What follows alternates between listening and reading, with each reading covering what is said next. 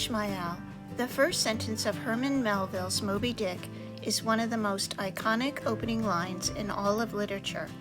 First published in 1851, this adventure story follows the diverse crew of the whale ship Pequod and the disastrous consequences of their captain's single-minded hunt for an enormous white whale. From the first in 1896 to now, as many as 100 illustrated editions of Moby Dick have been published in English. The numbers multiply with versions published internationally in more than 30 languages, featuring the work of more than 130 artists. Held at the Peabody Essex Museum, this is the first exhibition focused on the illustrations, binding designs, typography, and physical structures of the various editions of Moby Dick. The museum encourages visitors to think untraditionally and independently about Moby Dick, enjoy the variety of approaches to visualizing the novel, and explore the more than 50 books on display. Art directing for a classic like Moby Dick, the museum notes, presents unique challenges and opportunities. How can a design stand out from the hundreds of previous editions and still feel fresh? Fortunately, Melville wove a rich tapestry of content to mine for designers' creations. Which of the following editions would you be most likely to pick up?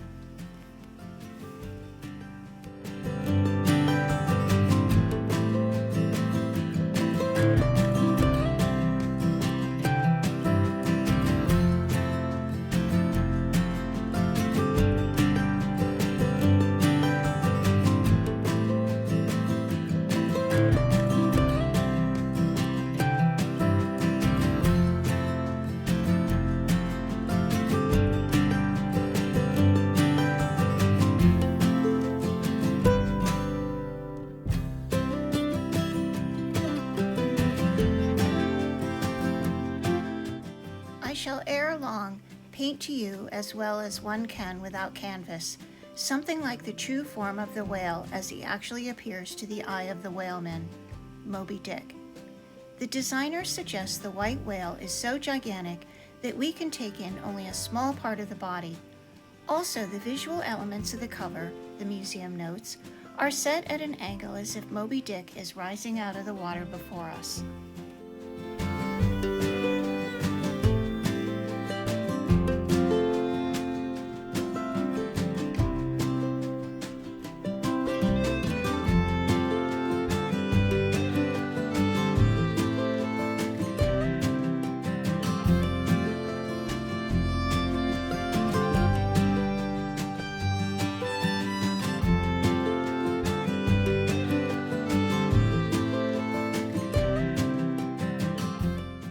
Both jaws, like enormous shears, bit the craft completely in twain.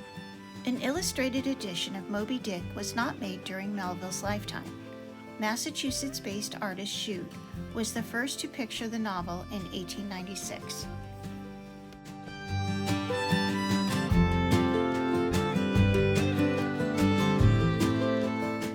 This edition, issued in 1923 at the heart of the Melville revival, was the first to feature color illustrations. Mead Schaefer, a friend of fellow illustrator Norman Rockwell, portrays the narrative as a swashbuckling adventure tale. Schaefer's focus on the principal characters and the human form gives readers the first full-length portrait of the whale-obsessed Captain Ahab. The museum also observes that vivid colors and good weather backdrops show a romantic, almost fun interpretation of whaling and favor the action of the novel over its darker, more metaphysical aspects.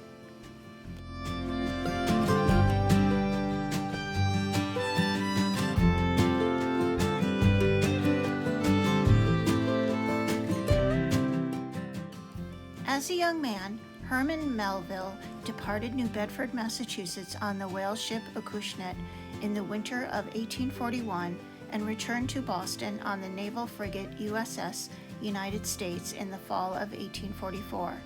The museum notes that Melville's years at sea provided him with numerous stories and details for, and profound inspiration in, the making of his major novel. Melville, notes the museum, learned firsthand the excitement, boredom, and punishing physical demands of whaling while on board the Acushnet for 18 months.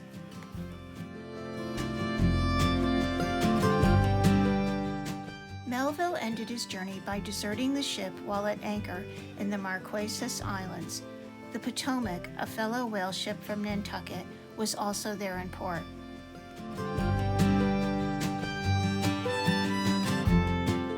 On July 11th, the 16-year-old logbook keeper records that crew members fled from the Acushnet. 2 days later, the ship's crew recaptured 3 men, but Melville and Richard Toby Green remained at large. Above the date for the July 14th entry, the logbook keeper includes a tiny drawing of a man running away. Could that be Melville?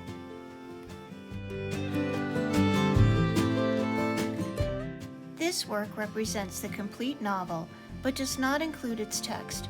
Over 543 consecutive days, Kish, a self-described, self-taught artist and librarian, created this series of 552 drawings, each inspired by a single page of Moby Dick. The museum describes this work as perhaps the most vibrantly colored of all illustrated editions. Neiman's pictures convey the roiling energy of the sea and communicate its otherworldliness through lurid bursts of neon pink, yellow, and green.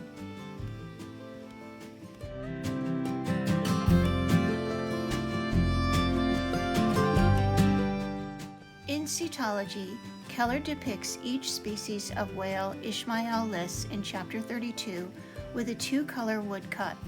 Keller also scales his illustrations to Ishmael's accounts according to magnitude.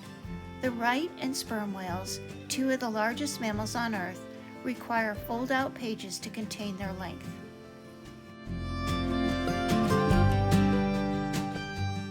Threading its way out from among his gray hairs and continuing down one side of his tawny scorched face and neck till it disappeared in his clothing, you saw a slender, rod-like mark, lividly whitish.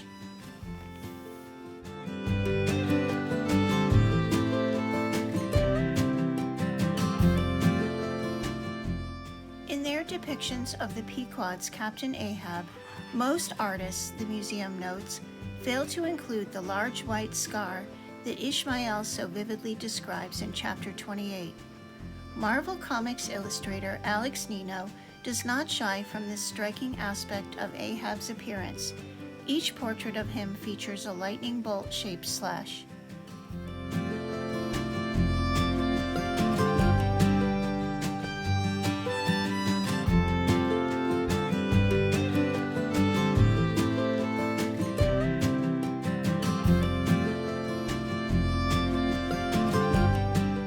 In this pop-up book, the artists create the dramatic effect of shadow box dioramas.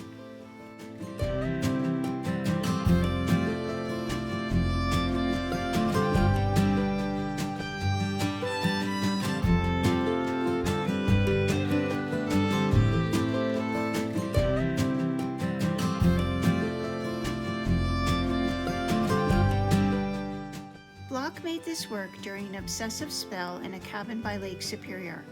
By merging the popular mid-1960s Classics Illustrated comics version of Moby Dick and Huckleberry Finn.